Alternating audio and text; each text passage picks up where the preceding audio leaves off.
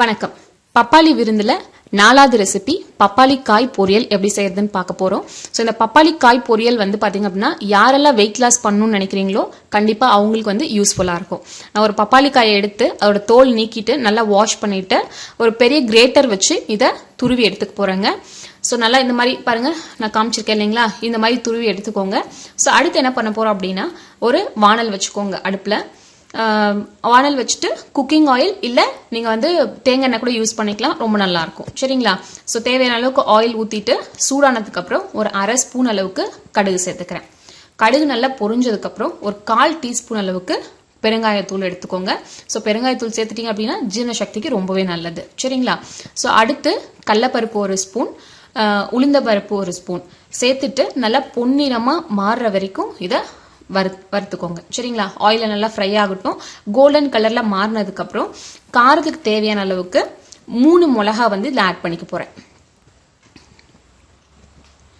அடுத்து பாத்தீங்க அப்படின்னா கருவேப்பிலை ஒரு 2 கொத்து, ஃப்ரெஷ்ஷான கருவேப்பிலை 2 கொத்து ஆட் பண்ணிக்கோங்க. இந்த கருவேப்பிலை நல்லா பொரிஞ்சதுக்கு அப்புறம் நீங்க சின்ன வெங்காயம் இல்லாட்டி பெரிய வெங்காயம் ஒரு அரை வெங்காயம் நான் நீல வாக்குல ஸ்லைஸ் பண்ணி எடுத்திருக்கேன்.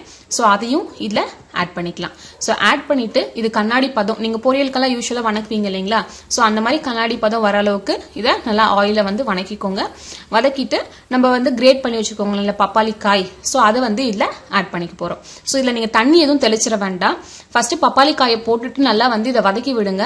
ஸோ வதக்கி விடுறப்போ அந்த பப்பாளி காயில இருக்க வாட்டர்லேயே இது குக் ஆயிடும்.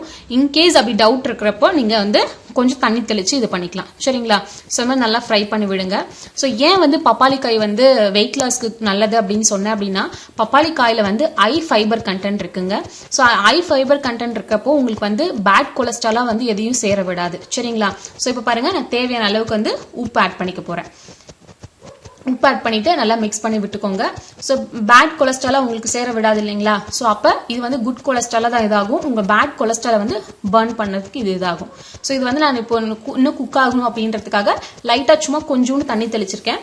தண்ணி தெளிச்சுட்டு ஒரு லிட் போட்டு க்ளோஸ் பண்ணி வச்சிருங்க. சரிங்களா? இப்போ பாருங்க, லிட் ஓபன் பண்ணிட்டேன், நல்லா வெந்துருச்சுது. வெந்ததுக்கு அப்புறம் பாத்தீங்க அப்படின்னா ஒரு கைப்பிடி அளவுக்கு கோகனட் ஆட் பண்ணிக்கிறேன். இது ஆப்ஷனல் தான், உங்களுக்கு தேவைன்னா நீங்க ஆட் பண்ணிக்கலாம். ஓகேங்களா? நல்லா இதை மிக்ஸ் பண்ணி விட்டுக்கோங்க.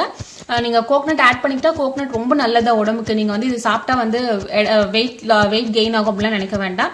ஸோ ஃபைனலா பாத்தீங்க அப்படின்னா கொரியண்டர் லீஃப் ஆட் பண்ணிட்டு நம்ம இது சப்பாத்தி கூடயோ இல்ல ரைஸ்க்கு சைட் டிஷ்ஷாவோ நீங்க கண்டிப்பா எடுத்துட்டீங்க அப்படின்னா நல்லாவும் இருக்கும். ஸோ பாத்தீங்கன்னா ஒண்ணு உங்களுக்கு பப்பாளி காய் அப்படிங்கிறது அந்த வாசம் அதெல்லாம் தெரியாது, ரொம்பவே நல்லா இருக்கும். ஸோ ட்ரை பண்ணி பாருங்க. இந்த ரெசிபி உங்களுக்கு பிடிச்சிருக்கும் அப்படின்னு நான் நம்புறேன். ஸோ பிடிச்சவங்க உப்பா சக்கரையா சேனலுக்கு சப்ஸ்கிரைப் பண்ணுங்க, லைக் பண்ணிக்கோங்க, உங்க ஃப்ரெண்ட்ஸ் அண்ட் ரிலேட்டிவ்ஸ்க்கு ஷேர் பண்ண மறந்துடாதீங்க. தேங்க்யூ.